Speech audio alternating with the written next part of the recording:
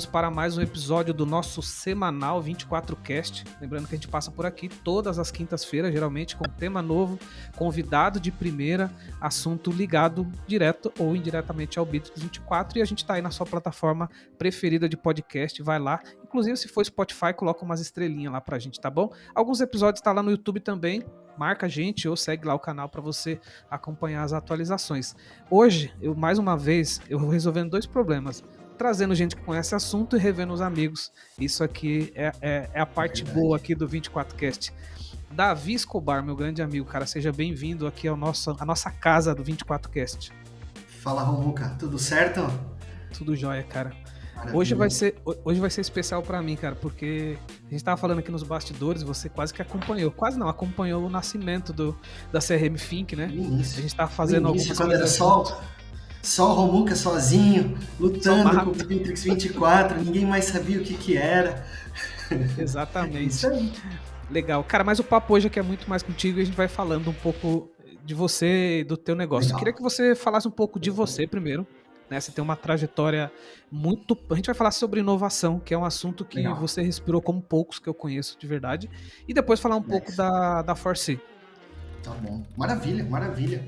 Bom, eu comecei minha carreira trabalhando efetivamente, né? Eu sou formado em Direito e eu comecei minha carreira efetivamente trabalhando com a parte de propriedade industrial no escritório aqui de Joinville, com a Cida e com a Josi, e com a Bento. E aí eu cuidava de todo o portfólio internacional dos projetos. Então, todas as empresas de Joinville e de Santa Catarina, a gente estava muito envolvido com a parte de patentes, com a parte de registro das suas marcas no Brasil, no exterior. Então eu participava ativamente desse projeto. Em seguida, eu entrei no programa de trainee da Tigre. Eu tinha acabado de recém-formado. Entrei no programa trainee da Tigre. Lá eu passei por todas as áreas, conheci muita gente boa, muita gente que ensinou demais para mim. Tigre dispensa em comentários, né, e apresentação, que é unânime, uma das maiores... Todo mundo que a gente conversa, que tá lá dentro, que já saiu, tipo assim, nossa escola. Foi uma escola. Aprendi tudo que tinha para aprender, formei meu caráter, formei minha forma de trabalhar, tudo lá dentro. Hoje, claro, a gente atende diversos tipos de empresas, mas muito a pegada, ritmo de trabalho, tudo a gente aprendeu lá dentro, foi sensacional. E lá dentro, eu fui direcionado para dentro do jurídico corporativo. E no jurídico corporativo eu cuidava, além da propriedade industrial, que como eu tinha essa experiência, eu também comecei a cuidar da parte de fusões e aquisições, parte societária, e eu cuidava de toda a carteira internacional da Tigre. Então todas as unidades lá fora estavam sob minha responsabilidade. Quando eu saí da Tigre, tá chovendo, Joinville, tá? Tem raio aí. Verdade. Quando eu saí da Tigre, eu sentei comigo e falei, bom, vamos tirar um ano sabático e vamos ver o que eu gosto, daquilo tudo que eu já tinha aprendido, o que eu mais gostava. E eu comecei a montar um projeto baseado em propriedade industrial, ou seja, como desenvolver produtos utilizando a propriedade industrial já depositada e em domínio público, pela qual a gente conseguiria agilizar o tempo de desenvolvimento de P&D. E aí eu fui conversar com o gerente de inovação da época, que era o Ângelo, na Tigre. Contei para ele a minha ideia, ele, cara, fantástica a tua ideia, mas te falta isso, te falta mais essa expertise, tu tem que estruturar isso, ou seja, ele me abriu a cabeça para um universo que eu não fazia ideia sequer que existia. Então eu estava muito limitado, né, dentro do trabalho. Alguns dias depois eu falei, Ângelo, cara, não tem jeito, eu não vou ter tempo para desenvolver essas competências, quer vir junto? E de fato, ele veio junto, a gente montou a empresa juntos, uns 6 meses depois dessa conversa ele saiu da Tigre, e de lá para cá a gente ficou um tempo na Sustentária, apadrinhado lá pelo Cidral, grande amigo. Para quem não é de Joinville, a Sustentária talvez seja a principal entidade de educação, de pós-graduação, MBA, os maiores gestores da cidade certamente passaram por lá. Eles são uma boutique, eles não são a maior do país, não, eles são uma boutique, eles são bons, dedicados, sabem exatamente como falam. E dali para cá, a gente começou a trabalhar projetos de inovação dentro das empresas. Então, muito do tipo assim, beleza, minha empresa já chegou até aqui, eu já inovei o suficiente, eu já desenvolvi meus produtos, beleza, e o que eu vou fazer daqui para frente? O que mais eu posso desenvolver? O que mais eu posso criar? E a gente começou a encontrar todas as dificuldades de todo esse pessoal de, cara, eu tô no meu limite, eu não sei mais o que criar. E quem trabalha com comercial sabe um pouco também como funciona isso. Você tem suas vendas do mês, virou o mês, começa de novo. E inovação tem isso. Você tem um set de ideias, ideia, virou o ano, começa de novo. Por quê? Porque a empresa tem que continuar lançando. Então essa pressão, quando monta uma empresa média empresa, por exemplo, monta uma área de inovação, é legal. Tudo que entra é uma coisa nova, né? Agora, depois de 2, 3 anos, o que mais eu posso buscar? E até que ponto eu estou disposto a ser mais disruptivo ou não? E a gente, como empresa, começou a trabalhar em torno disso. Buscamos clientes aí de praticamente todos os segmentos. Aí já tinha nascido a Forsee, né?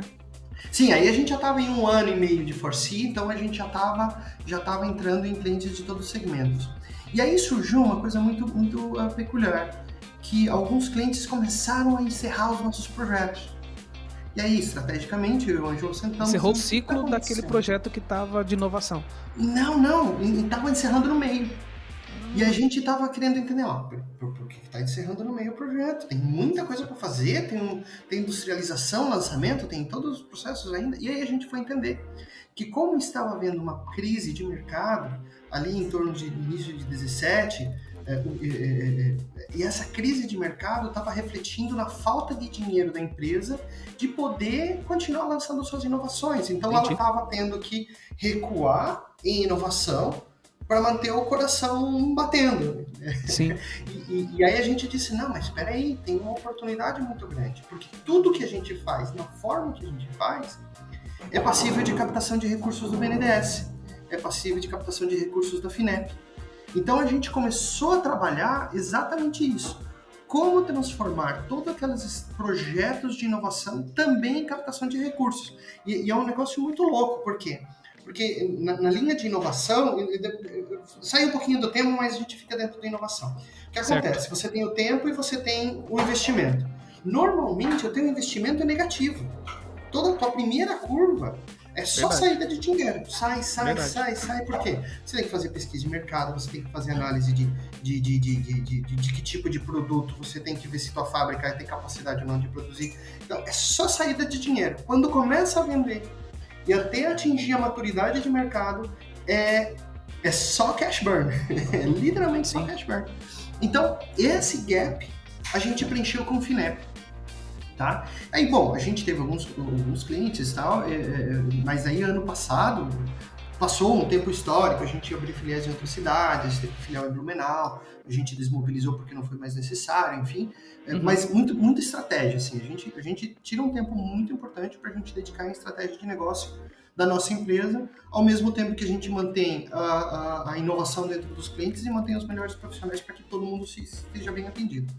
E aí, ano passado, a gente levantou 35 milhões de reais para diversos clientes para financiar exatamente esses projetos de inovação. Cara, em Santa Catarina, tá? Sabe que é 35 milhões de reais investidos em projetos de inovação? Isso vai refletir daqui a 2, 3, 4 anos, quando esses projetos entrarem no mercado, você vai ver Santa Catarina fazendo assim, ó, e nós não somos a única consultoria que faz isso, nós não somos os únicos que fazem isso, mas você vai ver isso daqui ao longo dos anos, Santa Catarina pujante em inovação, por quê? Porque tem recurso com subsídio público. E não tem nada melhor no mundo do que você investir em inovação que tem risco com recurso público. E aí a nossa empresa se consolidou. E no caso da Forsee, vocês atuam no Brasil todo, né? Santa Catarina... Atuamos no Brasil todo. Acontece por vocês estarem aqui e tem a proximidade, né? Exatamente. A gente atua no Brasil todo. A gente estava, em 2020, a gente estava tentando viabilizar uma filial em Campinas, porque de lá nos levaria para o resto do país com mais intensidade. Muito mais, até pelo aeroporto. Sim. Eles estão conectando com o país todo. Só que a gente recuou um pouco daquele de 2020, era em 2019, aliás, a gente recuou um pouco em 2019, deu uma segurada nos investimentos e percebemos, e aí veio a pandemia, e aí a gente teve que cancelar. Mudou tudo, trouxemos a base para home office, então o cenário teve uma mudança bem significativa.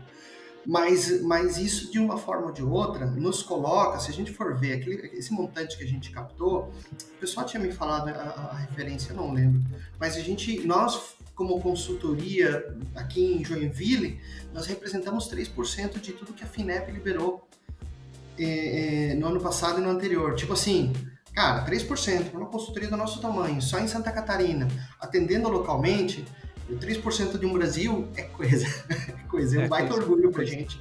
Com certeza, parabéns. Pra gente e fez a gente se transformar. E aí a gente se consolidou. Então, 3 áreas. Nós temos a área de gestão de inovação, propriamente dito.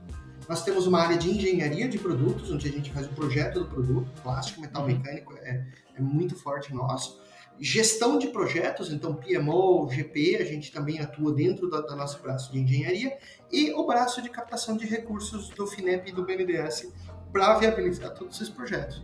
Então, quem mais faz o que a gente faz? Ninguém. Talvez um faz um pedaço, outro faz outro pedaço, mas de uma forma consolidada, de ponta a ponta. Ou seja, desde eu não sei o que eu vou fazer até financiar essa inovação, só eu conheço a gente que faz. A gente circula bastante no mercado e só nós atuamos dessa forma.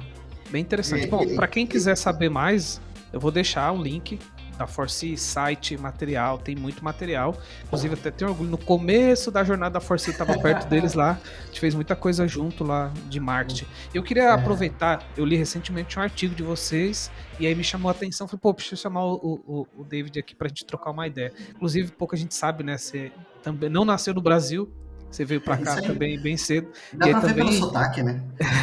Até nem tanto mais hoje, né? Mas do sobrenome, né? Já dá pra perceber que você não é daqui. Mas eu queria falar sobre a cultura de inovação dentro da empresa, e pra fechar lá na frente, a gente vai falar um pouco de alguns produtos que eu vi que vocês recentemente criaram.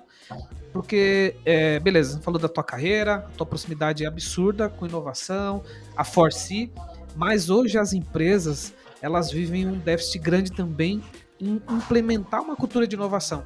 Porque bem o que você falou, às vezes falta, começa uma cultura de inovação, faltou grana, corta. O que é a cultura de inovação? O que faz isso ficar vivo dentro da empresa? Queria que você falasse um pouco desse conceito, porque a gente fala com o Brasil inteiro, tem indústria, serviço, tem B2C, enfim, e eu vejo que esse tema inovação, ele vai para muitos caminhos, né? Mas é um desafio para todo mundo. Eu vou te provocar, já que estamos aqui, Sim, eu vou te provocar. O que é cultura? Aí que vem o primeiro ponto. O que é cultura? Eu tenho minha concepção, pra mim, aí eu falo pelo meu negócio, cultura é tudo aquilo que a galera faz aqui mesmo quando eu não tô. Isso aí. São as regras não escritas, né? No nosso caso aqui, a gente tem um manifesto de cultura, a gente se preocupou com isso, e a gente contratou a empresa Cultura e Code, e eles montaram o nosso manifesto de cultura. A nossa cultura, ela tá materializada. Tudo bem, mas a cultura surgiu antes do material, certo? Antes do material. A gente materializou para que ela tivesse uma perenidade. Né? Exato. Mas o que faz algo entrar ou sair da cultura? É a busca nossa de tentar ou fazer algo mais fácil, ou de fazer algo que nos dá um benefício e da gente continuar replicando aquilo de uma forma natural dentro da empresa. Então, quando a gente fala cultura, é enraizar dentro da organização uma atitude que vai te possibilitar ter um determinado benefício. Ponto. Porque também tá ali. Muito bem. Quando a gente fala de inovação, aí é outra pergunta. O que é inovação? E aí é um parto. Porque a própria palavra inovação, ela é muito pequenininha para tudo que é jogado em cima dela, coitada. Ela carrega muita coisa nas costas. Ela leva tudo nas costas. E aí a gente criou, claro, isso não é só eu, mas essa discussão toda que vamos definir cultura de uma vez por todas. Aliás, vamos definir inovação de uma vez por todas. Inovação é dinheiro novo. Perfeito? Perfeito. Dinheiro novo. Por quê? Porque aí eu não tenho mais dúvida. Minha área comercial vendeu mais. Ela foi mais agressiva, ela faturou lá, teve o seu faturamento incrementado. Eu trouxe um produto novo para que a minha área comercial tivesse uma nova possibilidade de vendas. Esse é dinheiro novo. Você tem uma calça jeans lá com 2 bolsos, um bolso tá vazio. É isso aí, entendeu? Então, tudo que a gente fala de dinheiro novo é bom para a organização. Por quê? Porque quanto mais recursos ela tem, mais ela contrata, mais ela investe, mais ela movimenta, mais ela gera impostos. Então, a inovação, ela sofre essa carga enorme em cima dela, porque ela é um negócio muito bom, ela é uma agenda positiva total. Não tem, dentro de inovação, não tem ninguém que fale a palavra inovação sem estar quase que sorrindo. É difícil chegar nela. É difícil chegar nela. E aí vem os níveis de inovação. Nós temos 3 níveis de inovação, segundo o manual de Oslo, e a gente gosta de utilizar o manual internacional, porque depois ele foi replicado para a lei brasileira, mas o manual internacional, ele já nos fala, tecnologicamente aprimorado, tecnologicamente novo, porque com base no manual, a gente classifica a inovação. E aí vem uma questão que nem sempre todo mundo entende.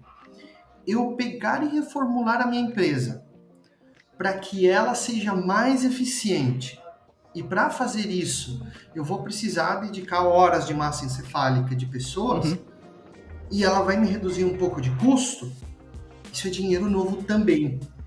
Então a inovação vai desde a minha melhoria interna, o meu roadmap de produtos.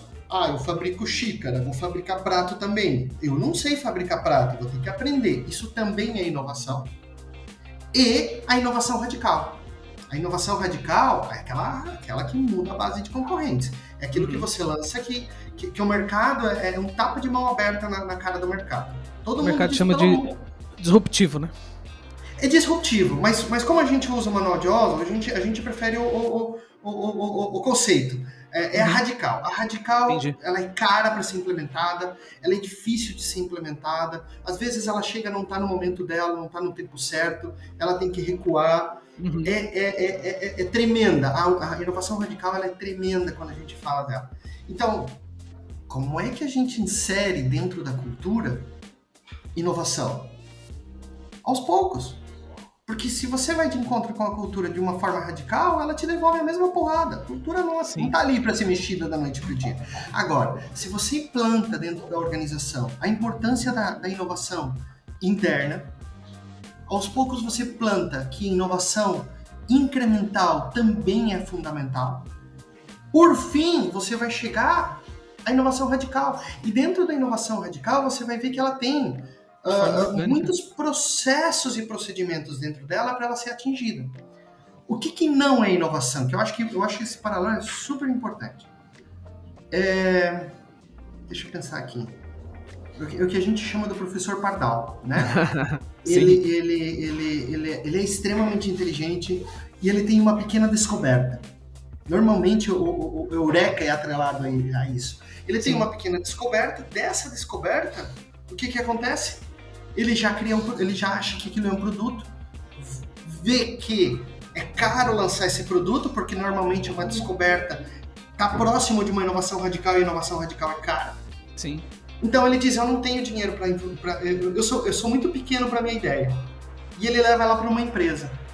Aí a empresa olha aquela ideia e diz assim, legal, mas eu não tenho como inserir isso no meu mercado. O que a empresa está dizendo? Na minha cultura, isso aqui é uma afronta muito forte. Sim. Eu preciso entrar devagarzinho. Eu preciso, dentro da minha empresa, chegar a essa mesma conclusão. Isso tem que levar anos para que ela possa se transformar em algo passível de ser lançado. Então, como a gente modifica uma cultura para que a cultura absorva a inovação de uma forma melhor, de forma sistêmica, começar aos poucos. Começar com a inovação incremental, todo mundo se acostuma, não incomoda mais. Daqui a pouco, dentro da área de produtos, você começa a identificar, aquelas inovações que eu estou gerando aqui, eu estou podendo gerar um produto novo para trazer o dinheiro novo. Né? Reformulei, adquiri um novo software aqui na minha empresa e agora é tudo GED. Agora tem um gestor de documentos. Isso é inovação? Não. Não necessariamente. Isso não é inovação. Por quê? Isso é uma melhoria interna. Isso não vai me trazer dinheiro novo, efetivamente. Perfeito. Agora, se eu encurto o tempo que eu estou utilizando para desenvolver um produto, se eu encurto o tempo que eu estou fazendo para entregar o serviço para o meu cliente de uma forma que vira dinheiro novo, todos vão ver o benefício e eles vão dizer assim, opa, agora sim, agora é este processo. Ou reduzir 5 pessoas na equipe. Essas 5 pessoas que antes faziam essa tarefa não existem mais. Essas 5 pessoas agora podem estar dedicadas a tarefas de planejamento estratégico, podem estar dedicadas a algo um pouco mais incremental dentro do meu negócio. Perfeito. Dinheiro novo berrando. Então é assim que a gente traz a inovação. É assim que a gente faz com que ela... redução de tempo. Redução de tempo é uma parte de inovação bem importante. Legal. Tá. Deixa eu deixar aqui uma dica. No episódio 113, conversei com a Tati sobre cultura organizacional e a gente falou um pouco do nosso case e ela falou como implementar como tratar a cultura organizacional no geral. Então fica aí a dica desse episódio, tá bom? 113. Agora, David, tem uma velha máxima aí de que a rotina, o dia a dia, come qualquer estratégia no café da manhã, né? Como é que equilibra isso aí, cara? Rotina versus inovação. É uma balança que precisa ser equilibrada aí de alguma forma, não? Pela nossa experiência, a gente já chegou a uma conclusão muito importante. A inovação, e quando a gente um tempo aqui estudou, fez o curso do MIT de transformação digital, e ele nos abriu os olhos para uma coisa que a gente já sabia, mas que é crucial. Ela tem que vir de cima. Ela tem que vir lá do topo. Uhum. Por quê? Porque se você é um analista, por exemplo, e identifica processos de inovação que você gostaria de propor, alguns você consegue trazer melhorias que vão trazer esse dinheiro novo. Agora, para que seja massivo, ele tem que vir de cima, porque normalmente pode ter um investimento. E como é que faz para que isso venha de cima? Isso tem que entrar no planejamento estratégico da empresa. Perfeito. O planejamento estratégico devidamente comunicado para toda a organização, tendo uma área, um segmento que fale que a empresa está disposta a gerar dinheiro novo, ele quebra as barreiras que vão existir lá para baixo. Eles quebram os 500 e-mails que a gente recebe todo dia. Por quê? Porque a inovação ela passa a fazer parte integral da agenda, da nossa agenda. E aí, por exemplo, a gente, como nós fazemos, tá? Quando a gente entra numa empresa. Primeira parte é o diagnóstico. A gente faz um diagnóstico de inovação. O diagnóstico de inovação vai nos dizer onde a empresa está, para onde a empresa vai. E a partir desse momento, normalmente a gente faz um diagnóstico que faz uma classificação de competências uma outra classificação, daqui a pouco eu lembro. Então ele faz deve ser um mapa, né? É um mapa de calor. Então ele cruza habilidades com a estratégia e ele diz assim, olha, aqui você está em 5. A escala é de 1 a 10. Para você chegar em 5, para você chegar em 6, as práticas recomendadas são essas. Ah, mas eu quero chegar no 10. Calma, vamos primeiro chegar no 6. Sim. Então a gente, depois que a gente faz o diagnóstico, a gente consegue saber exatamente quais são as medidas e as ações que têm que ser tomadas para que a empresa possa subir. É muito normal, é muito comum dentro das organizações o diagnóstico, mesmo as que são muito maduras, tá? Tem organizações que são extremamente maduras, mas é muito comum esse diagnóstico nos dizer o seguinte, olha, você para o teu próximo passo de aprimoramento da tua cultura de inovação é colocar dentro da tua estratégia, ou seja, ter pessoas dedicadas a isso, ao teu crescimento, ao teu dinheiro novo, tá? E o crescimento, ele é assim, dentro do planejamento estratégico. Ele é orgânico, que é o que eu não vou fazer nada, ele vai crescer. Eu vou lançar novos produtos, vou prestar novos serviços. Eu vou atingir novos mercados que não atuam ainda. Ou eu vou comprar alguém que vai trazer um EBITDA para mim. Muito bem. Do orgânico eu não tenho o que fazer. O orgânico, ele não tem operação. Então, se eu crio dentro da minha organização que eu vou testar novos serviços, por exemplo, então eu vou ter que designar uma equipe ou uma pessoa, no mínimo, que vai testar em novos serviços. Esta pessoa, o que o planejamento estratégico, o que a gestão está falando para a empresa? Olha, eu estou colocando essa pessoa, estou dando um pouco de budget, estou dizendo para ela percorrer aqui dentro da empresa, encontrar oportunidades de novos serviços e a gente lançar esses novos serviços no mercado. Dinheiro novo. Faz sentido. Ok? Então, e aí o que acontece? Aí vem o operational backbone. Se você operacionalmente não está pronto para prestar um novo serviço, essa mesma pessoa e essa mesma estratégia tem que estar ciente de que essa pessoa vai precisar de recursos para poder implementar isso. Nada se faz de graça. Então tem que ter um certo investimento para poder... Por isso que tem que ter um stakeholder que banca ali essa ação, né? Tem que bancar. Porque às vezes ele vai dizer assim, mas eu não tenho dinheiro na empresa para fazer isso. Então vou ter que buscar lá do FINEP para cobrir esse gap de falta de dinheiro que eu não tenho agora para lançar essa inovação, e aí eu consigo quebrar essa curva de lançamento das minhas inovações. Porque a decisão de um endividamento via FINEP é lá de cima. Então, sim, total. É por lá que acontece. Pode ser que aconteça de baixo, por exemplo, na VEG, esse trabalho dos painéis solares. Isso veio lá de baixo. Lá de baixo. Toda essa estrutura de desenvolvimento dos painéis solares foi de uma equipe que foi separada, segmentada, praticamente escondida no orçamento. Eu quero uma prova de conceito todo mês, e eles foram gerando provas de conceito, e uma delas se validou e ela se transformou nesse gigante aí que é a VEG, a VEG Solar. Então, assim, mas quem fez esse movimento foi alguém da diretoria, de segregar e poder trazer inovações disruptivas.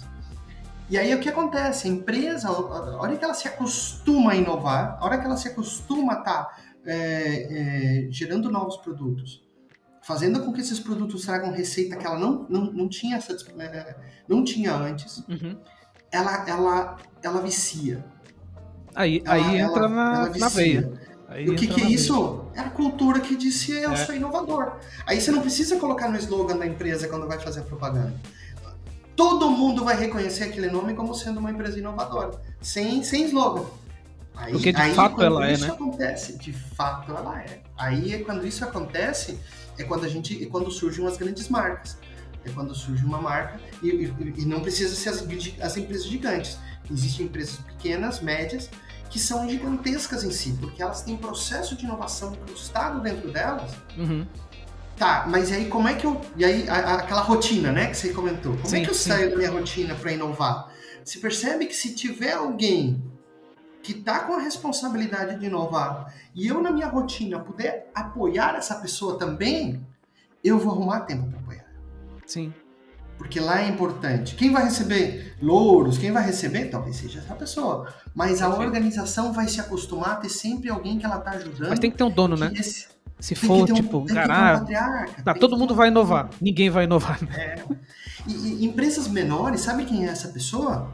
CEO. Às vezes é o dono. Sim. É muito comum existir um dono inventor que ele quebrou aquela curva do professor Pardal. Ele soube criar. E sempre tem, e é muito engraçado, das empresas que a gente conhece e a gente trabalha, se existe um grande inovador dentro da organização, que é o cara que tem ideias o dia inteiro, que é o cara que está a milhão por hora, que agride o mercado literalmente, sempre tem um contrapeso de gestão, de organização, que preserva o caixa, que assegura que as coisas aconteçam dentro de processos.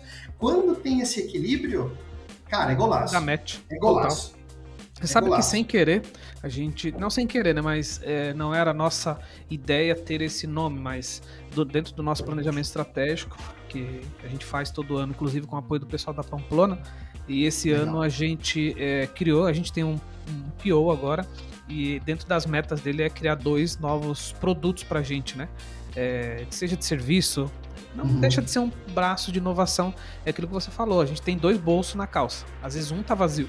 Como é que a gente preenche esse outro bolso, né? Então, meio que destacou uma pessoa para isso. Você foi falando aí na tua conversa várias vezes sobre vários FINEP, não sei o que lá. Você falou vários... Queria que você falasse um pouco de possibilidade de investimento. Quem são os caras dessas...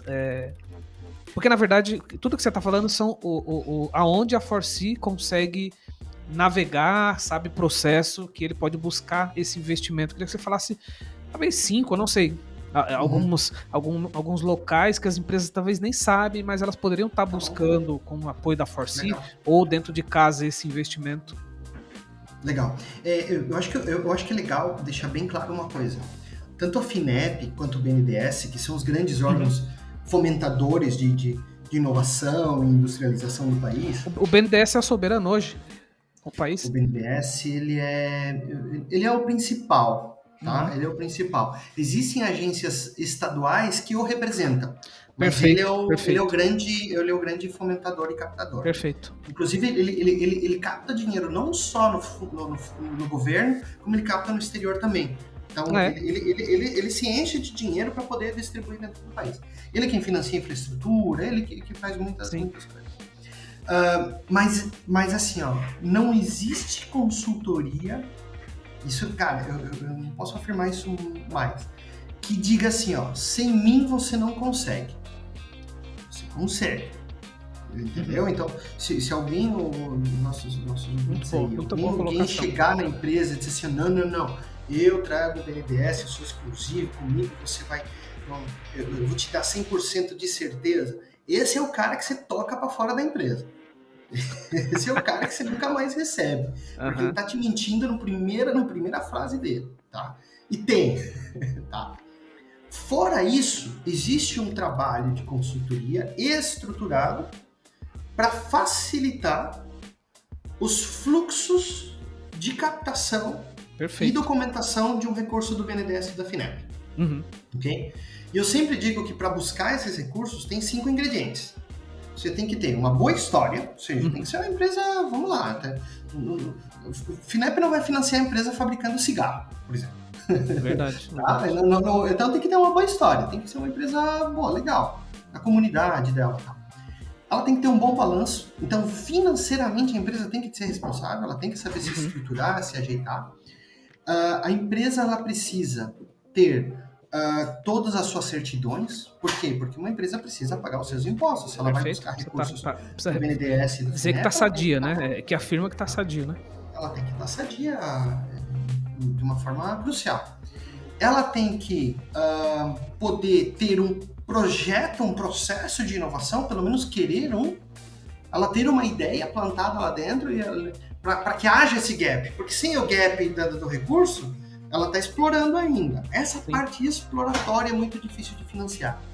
A parte exploratória preliminar, ela tem que fazer seu dever de casa e dizer assim, ó, poxa, ela tem que fazer seu planejamento estratégico e ver onde que ela quer ir.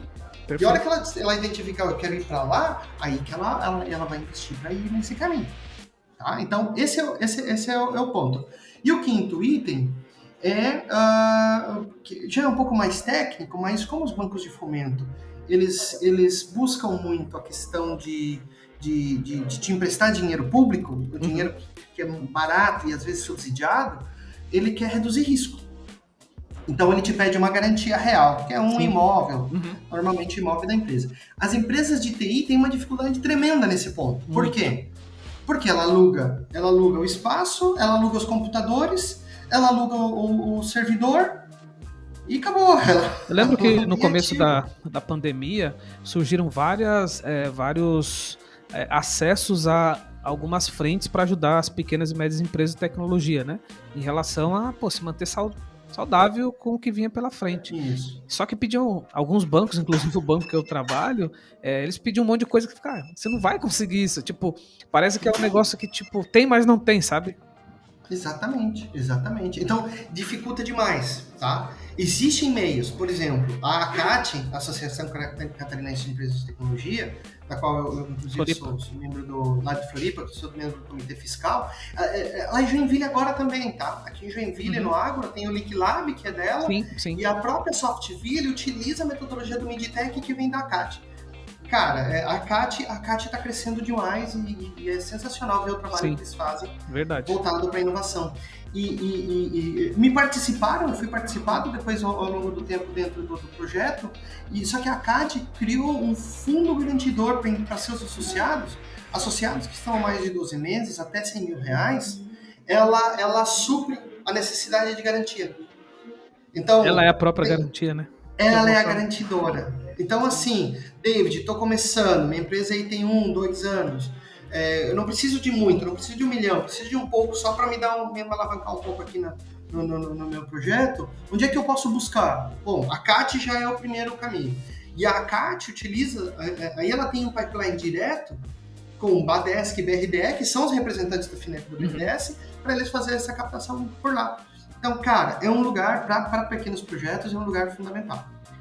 O segundo é as linhas tradicionais, tanto do BNDES quanto do FINEP. E o terceiro são os editais. E curiosamente, nesta sexta-feira, nós estamos lançando... eu vou te marcar quando a gente fizer o lançamento, porque assim, nós estamos fazendo um resumão de todos os editais que está tendo no país. Porque legal. Assim, cada vez me perguntam e cada mês muda, cada mês tem um diferente, cada mês tem algo que a gente podia ajudar, então a gente criou, vamos criar uma newsletter dos editais, porque a gente monitora eles, então é só formatar e lançar. Então a gente vai poder trazer. E aí vem um exemplo. No ano passado, no ano de pandemia e no ano subsequente, em 2021, o FINEP lançou tanto edital, mas tanto edital, foi uma briga para conseguir o recurso. Mas por quê? Porque era muita gente com fome. Sim. E o que a gente via, assim, muitas empresas não conseguiam. E a gente olhava, qual que é o problema? E a gente foi ver as razões de recusas. A pessoa não tinha certidão. Certidão é imposto. Se tu for montar um negócio, eu vou ser bem duro agora, tá? Pra todos os ouvintes aí. Se tu for montar um negócio e o negócio não for capaz de pagar os impostos, fecha.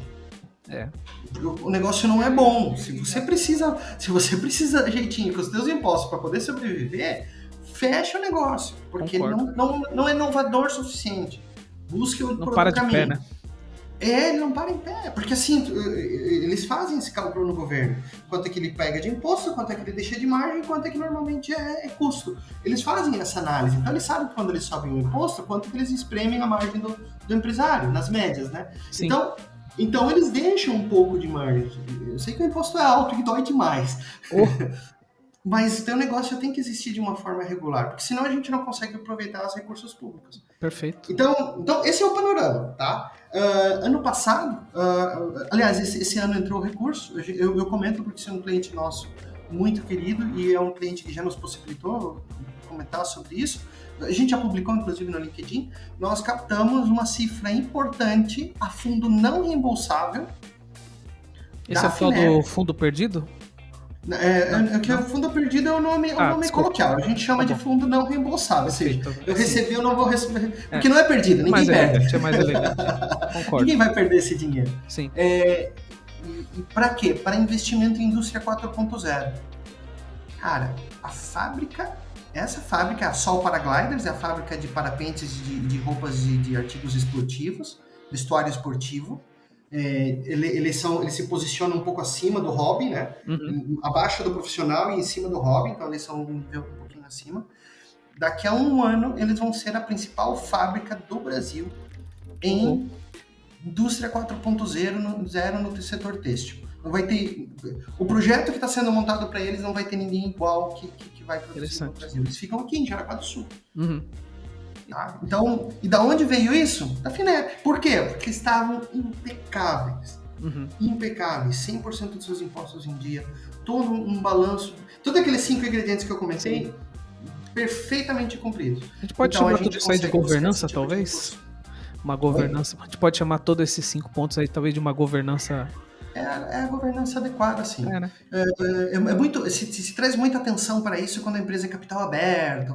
Aí você fala da governança corporativa, governança interna. Mas simplesmente uma empresa de capital fechado, com um sócio, 2 sócios, que tem absolutamente tudo muito bem estruturado dentro de casa. David, outra questão que a gente vê bastante agora, principalmente, eu não sei se são mundos iguais, assim, que se navegam no mesmo mundo, mas também tem agora essa parte de investidores mais olhando para venture capital, mas aí não é um olhar só de inovação, né? É um olhar de um negócio como inteiro, só para separar, que coisa que eu fiquei pensando, e talvez a mesma confusão que eu tenho, talvez quem tá ouvindo vai ter, né? Que nós estamos falando de coisas diferentes, né? Buscar um dinheiro para construir um produto novo, inovador, vai te dar um novo dinheiro, ou buscar um dinheiro para criar um negócio do zero, ou alavancar aquele negócio. São duas coisas distintas, certo? Exato. Assim, eu sou um pouco crítico disso, porque eu vejo muitas startups sendo criadas especificamente para serem vendidas. Se criou essa cultura, né, de alguma forma. Se criou um pouco dessa cultura do Vale do Silício, de começar, quantas mais empresas você puder começar, melhor. E aí a minha crítica não está efetivamente em ser vendida, é negócio, sim. Está aqui para isso. A crítica está na profundidade e na qualidade que a empresa se dedica. Quando a empresa é de uma série de donos que estão resolvidos a viver por aquela empresa, a aprofundar os seus processos, a fazer o melhor que eles podem fazer para o seu cliente, assim, a verdadeiramente atingir novos resultados e trazer esse dinheiro novo de uma forma eficaz, você pode ver, essas empresas não são vendidas. Essas empresas sempre tem histórias de ofereceram 50 milhões de dólares pela empresa dele e ele não quis aceitar. Sempre tem essas histórias. Por quê? Porque esse cara não criou uma empresa para ser vendida. É outro olhar, né? Ele criou a melhor empresa. Sim. Por outro lado, o negócio de Venture Capital é um negócio super importante, porque dá a possibilidade de empreendimentos inovadores que têm dúvida, que quando a gente entra na inovação radical, existe uma carga gigantesca de dúvida lá. Então o mercado não é claro, a tecnologia não é clara, cheio de risco, muita coisa, é cheio de risco. E o Venture Capital é o quê? Olha, eu já tenho meus investimentos lá, eu não vou passar mais fome na minha vida. Sim. Eu quero arriscar um pouco mais para ver o que pode acontecer. E ele faz aquela proporção 10-1, ele investe em 10 negócios para que um dê certo. Esses 9 que não deram certo são os mais legais. Que ele aprende, né? Porque esses 9, é nesses 9 que a gente valida tecnologias novas, é nesses 9 que a gente faz provas de conceito. Uma indústria, quando faz uma prova de conceito, ela já sabe que ela vai levar muito tempo mais e muito mais investimento para entrar. Então, a estrutura de Venture Capital é muito semelhante ao que acontece dentro de uma indústria estruturada. Perfeito. Ela investe em vários projetos para que alguns deem certo. Aqui também tem. Se não existisse esse capital do venture capitalista, ele não daria vida para isso daqui acontecer. Então, cada um tem a sua importância. Perfeito. Também a Venture Capital, às vezes, ele encontra profissional que talvez não deu certo naquele negócio, mas ele pode levar para um outro negócio. Tenho visto também bastante isso, porque, querendo ou não, é um ecossistema forte. Cara, queria que você falasse de um projeto que você tem feito recentemente. Eu vi tua publicação em parceria com a SoftExpert. SoftExpert, para quem não conhece, é uma empresa de software aqui de Joinville também, mas o foco deles é BPM, GED, eles estão no planejamento estratégico, eles estão num mercado diferente. Eu acompanho uma empresa que já tem alguns anos, talvez quase 30 anos de mercado, e eu vi que vocês fizeram uma parceria, queria que você falasse um pouquinho desse produto aí, dessa parceria. Legal, vamos falar assim. A grande questão é a seguinte: a gente, ali durante o período de pandemia, nós voltamos um pouco a nossa atenção para a transformação digital. E nós, como consultoria, concluímos que os nossos processos são muito manuais, ou seja, nossos processos envolvem muita gente para poder implementar os projetos dentro das empresas. E também a nossa impossibilidade de escalar. Então, nós estávamos pensando como é que a gente poderia transformar isso. Nós já tivemos um projeto chamado Pemex Tech, inclusive você participou um pouco dele. Verdade. Porque ele tinha um público que não se interessou pela ferramenta, não estava disposto a pagar. Naquele conceito remédio-vitamina, era só vitamina. Entendi. E aí, a gente chegou a uma conclusão que se a gente propusesse aquela mesma estrutura, porém para dentro das empresas de médio e grande porte, para aumentar o nível de maturidade dos setores de inovação, ou seja, culturalmente, por quê? Porque se fica fácil, a cultura absorve e se transforma. Então, como a gente pode transformar isso em cultura? E por coincidência, eu cruzei dentro das minhas jornadas com o Ricardo Lepper. E o Ricardo falou, David, que é o CEO lá da SoftExpert. E ele falou, olha, David, muito legal isso aí tudo, mas eu revisei teu site aqui, eu tava vendo teu site aqui, e tem um negócio que eu gostei muito, que é como aumentar essa governança para a gente chegar numa captação de recursos com tudo estruturado.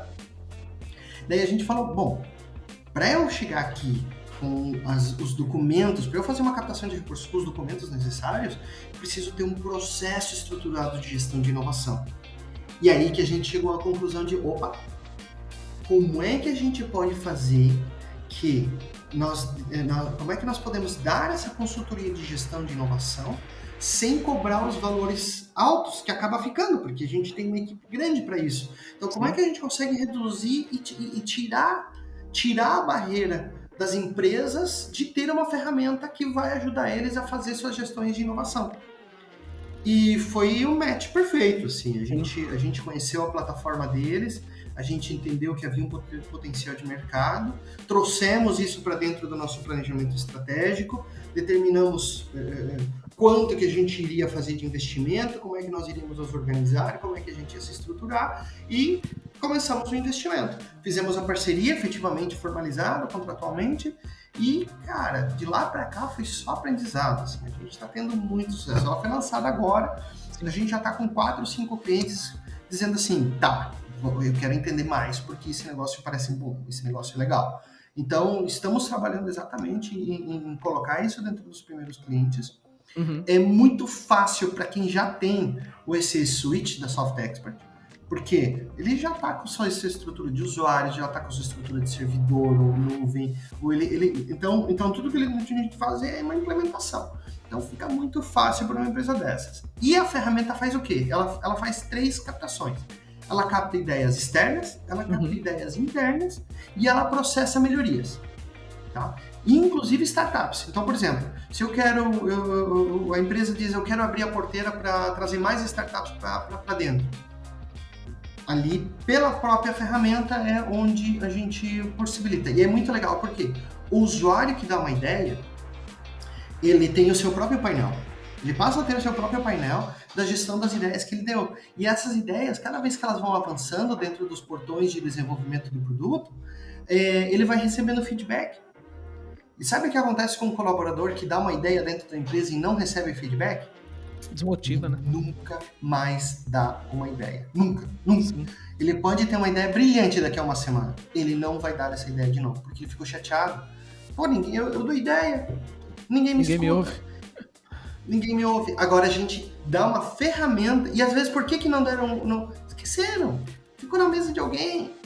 A gente pode chamar esse empacotamento de uma metodologia junto com a solução? Método, sim, é um método. Aí o que a gente fez para a gente desenvolver esse método? Claro, usamos a nossa experiência, tudo que a gente tinha de histórico, e sentamos aí com umas Big Five empresas aí de desenvolvimento de novos produtos, tal, empresas grandes, e fizemos um benchmarking com todas elas. Vem cá, me conta aí como é que é o teu desenvolvimento. E a gente ajustou, por quê? Porque esse método, para ele poder ser escalável, ele tem que atender o máximo de empresas possíveis. E aí a gente está comprovando que todo mundo, quem não tem essa metodologia, ele está vendo a nossa metodologia como sendo a possibilidade de ele finalmente estruturar esse trilho dentro da empresa. E aí o que acontece? Quando tem um trilho o projeto ele o projeto ele determina que de fases em fases a diretoria seja aprovadora daquela etapa. Então o que acontece? A hora que a diretoria começa a aprovar ideias que vieram lá do chão de fábrica, às vezes vieram da contabilidade. O cara não tinha nem que dar ideia, ele só é contador da empresa. Mas ele dá uma ideia para buscar esse dinheiro novo, essa ideia avança nos filtros e chega numa diretoria, cara, sabe o orgulho que esse cara sente de poder contribuir dentro da sua organização? Cultura berrando. Você não precisa nem chamar isso de cultura, isso já incorporou. Verdade. Já incorporou, e aquele cara vai dar mais ideias. Eu imagino o RH, por exemplo, a hora que ele diz assim, poxa, quem que eu vou promover? Quantas ideias o fulano deu e quantas ideias o Beltrano deu? O Beltrano aqui, toda semana tá com uma ideia. É diferenciado. E metade das ideias deles avançaram até a segunda etapa. Esse cara é diferenciado, esse cara tá lutando pelo negócio junto com todo mundo, é olhar de dono, sabe? Interessante, bem interessante. Então, e aí tá a nossa ferramenta exatamente para isso. Legal, se tiver material, a gente vai deixar o link aqui no descritivo do episódio. Depois acho que é bacana. Eu te mando o link também. Perfeito. Bom, porque você talvez possa então me perguntando por que a gente está falando disso. Todo mundo sabe, né? O 24Cast ele tem uma base muito forte que é o Bitrix, mas acho que a gente tem uma diretiva, existem ferramentas para várias outras possibilidades e cabe à empresa escolher o caminho que é melhor para ela. Eu eu olho dessa forma. Escolher tecnologia também passa muito por empatia, passa muito para ver o que cabe numa empresa e não cabe na outra. Então, é por isso que eu nunca tenho problema nenhum em falar de nenhuma ferramenta aqui no nosso podcast. David, e é processo, Romuca? A gente tá aqui por processo de pessoas. Com certeza. É isso que faz o negócio rodar. Com certeza. Cara, e para fechar, o assunto de inovação, realmente você falou uma palavra bem, bem importante, ele carrega nas costas um caminhão de coisa. Para quem, acho que você deixou muita dica aqui, né? Para os empresários que pensam em inovar, para aquele cara que de repente desanimou e falou, não, isso aí não serve para mim. Cara, qual o caminho que de fato ele tem que olhar e falar, não, cara, olha para esse caminho aqui, pensa com carinho, que aqui tem um negócio que talvez você tá deixando passar. Isso aí, eu diria assim, o empresário que quer começar a contaminar a sua empresa com as práticas de gestão de inovação. Veja, eu falo muito mais em gestão de inovação do que inovação. Perfeito, tá perfeito. As práticas de gestão de inovação, ele tem que fazer do início, meio e fim. Surgiu uma ideia, eu vou utilizar, eu como empresário, a minha responsabilidade que essa ideia percorra tudo que ela pode percorrer até ela efetivamente virar um produto ou um serviço dentro da minha organização. Se ele não fizer isso, ou se no meio do caminho ele identificar, opa, peraí, a ideia é ruim, é ele jogar ela na lata de lixo o mais rápido possível. Sim. Para quê? Para não atrapalhar as ideias boas que estão vindo. E ela tem que chegar até o seu final. Não pode ser tão romântico, né? Exatamente. Se uma ideia é boa, ela tem que ir até o final. Se ela é ruim, ela tem que percorrer as etapas que vão até o final. Para quê? Para que no momento que identifique que uma daquelas etapas, não, ela é inviável.